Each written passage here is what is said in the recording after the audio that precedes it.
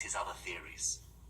He never realized that he'd unwittingly started an electrical revolution.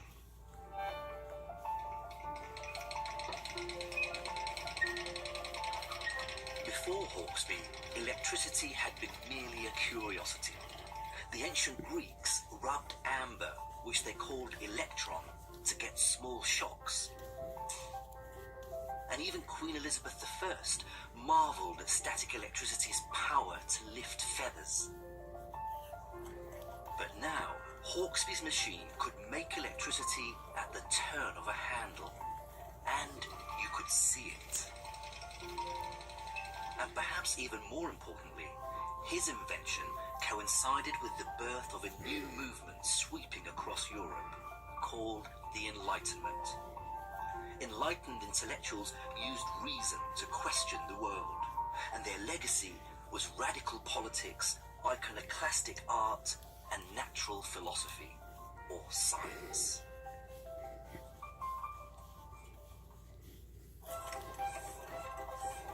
But ironically, Hawksby's new machine wasn't immediately embraced by most of these intellectuals, but instead by conjurers and street magicians. And those with an interest in electricity called themselves electricians. One story tells of a dinner party attended by an Austrian count. The electrician had placed some feathers on the table and then charged up a glass rod with a silk handkerchief. He then astonished the guests by... He then went on to charge himself up using one of Hawksby's electrical machines and gave the guests electric shocks, presumably to squeals of delight.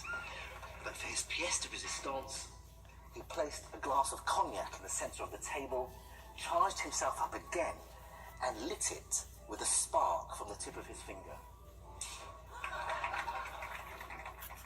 There was a trick called the electrical beatification, in which the victim sits on an insulated chair, and above his head hangs a metal crown that doesn't quite touch his head.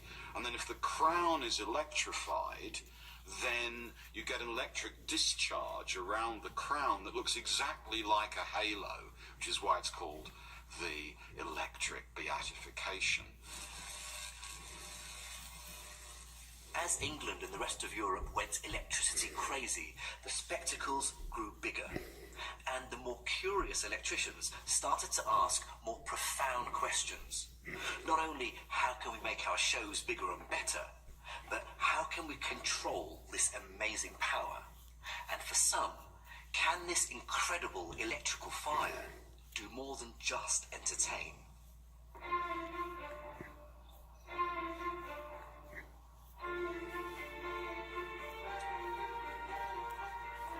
One of the first early breakthroughs would never have happened had it not been for a terrible accident.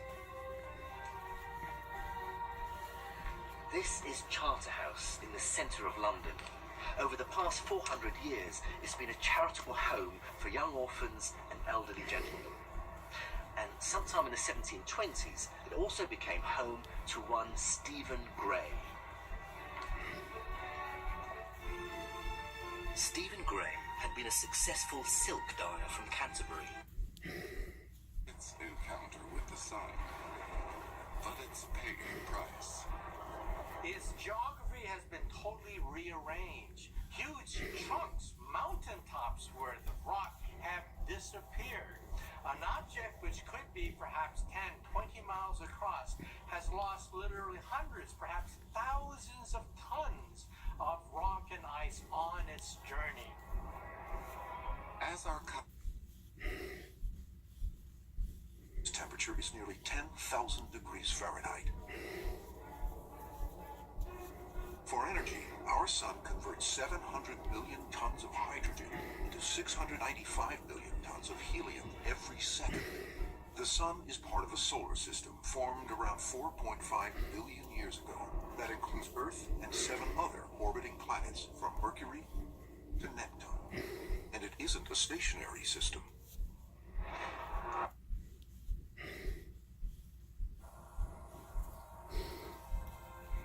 finds less than that amount, the universe will expand forever into virtual nothingness. Its temperature is nearly 10,000 degrees Fahrenheit. The Big Bang. The story of everything. Time. The universe.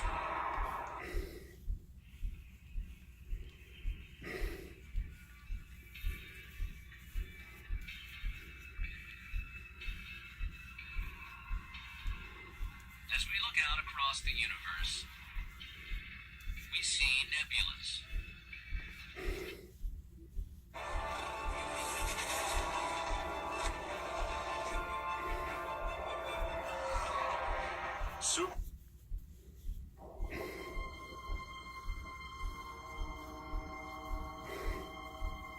Across the universe, an endless war rages. A bitter struggle between invisible forces. We've seen this cosmic battle go on for the past 14 billion years. Like two navies fighting it out in the ocean of space-time. Dark matter Take care. and dark energy. Battling for control of the universe. They've shaped the entire history of the universe. They're not about stuff. Shadowy forces dictating our past, our present, and our future. The dark universe is kind of a puppet Take master care. behind